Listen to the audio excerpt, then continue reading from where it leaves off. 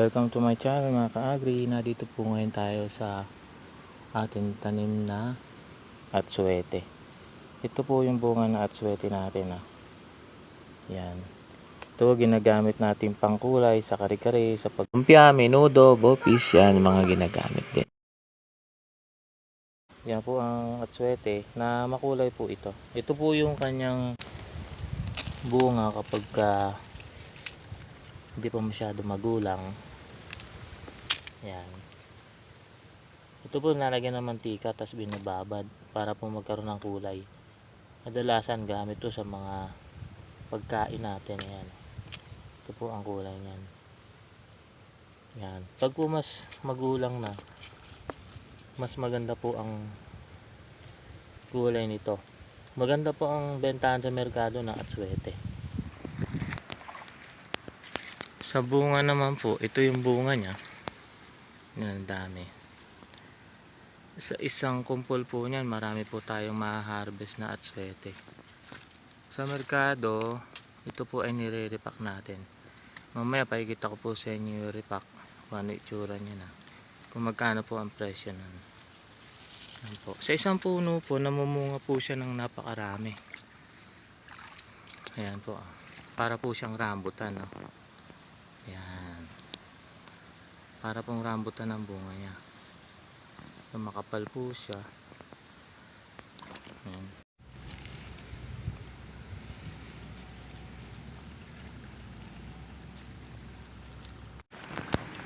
Ano naman po itsura kapag harvestin na atsuete natin. Ito na po yung kulay niya kapag po magulang na siya. Ayan. Kadalasan po pag di naman natin siya napitas, ito po yung magulang. Ayan. Ito po yung magulang niya. Mahuhulog na po yung pinakalaman niya. Kaya wag po natin hayaang gumulang masyadong matuyo. Ito na po yung harvestin natin na atsuete. Ayan. Bubuksan naman po natin. Ayan, kumukulay po sa aking daliri ang atsuete. Ito po siya. Buhat po tayo isang piraso. Ayan na po yung atsuete niya. Ayan.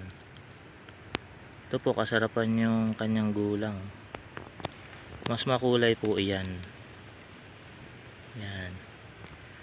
Kapag natuyo na siya, ito na po yung magiging itsura niya. Ayan. Sa pagpitas naman, pwede naman po natin balikin na rito. Para patuyuin sa bahay.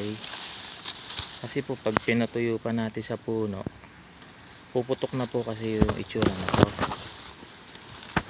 At hindi na po natin mapapakinabangan. Pwede na po siyang mabulok sa puno. Ngayon, pag pinitas na natin din patutuyuin lang natin bago natin siya tanggalan ng buto. Para po siyang rambutan kung titingnan niya. Pero mas kuwan siya. Tulis. Yan. Madali lang din po mag-alaga ng ganitong puno na atsuete kasi hindi naman po ito maselan. Pag po namunga ito, dire-diretso. Wala pong fertilizer o pataba na ginagamit. Pusa lang po siya nagbubunga. Yan. Pumipresyo po ang 20 kilos nito ng halos nasa 3,000 pesos po ang 20 kilos. Ang po nito ng 5 piso ay kokonti po lamang. Ayan po ang atsuete natin. Pwede po siya i-powderize. Pwede rin po siyang buto. So, pagkamura ito itsura niya. Hindi pa po yan pwede.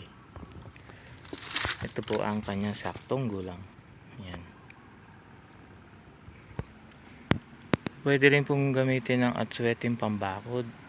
At pwede rin po siyang plantation.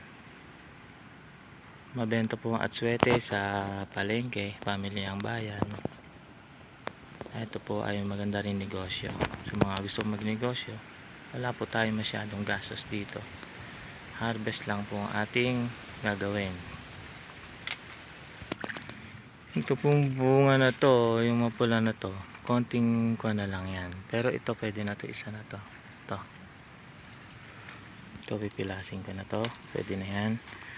Yung mga ka-agri, kung bago lang po kayo sa aking channel, huwag po sana natin kalimutan mag-like and share at subscribe ang aking YouTube channel. At sa mga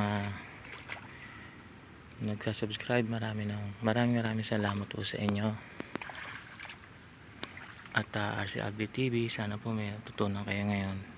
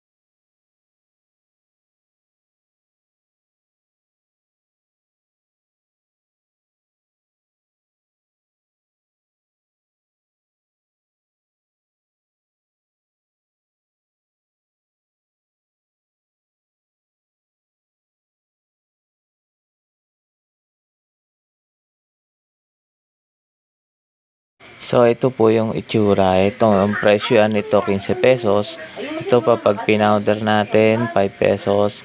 Ito 5 pesos din sa isang pack niyan. Kaya maganda pong negosyo ang pagtitinda ng atsuete. Yan, kisi po yan.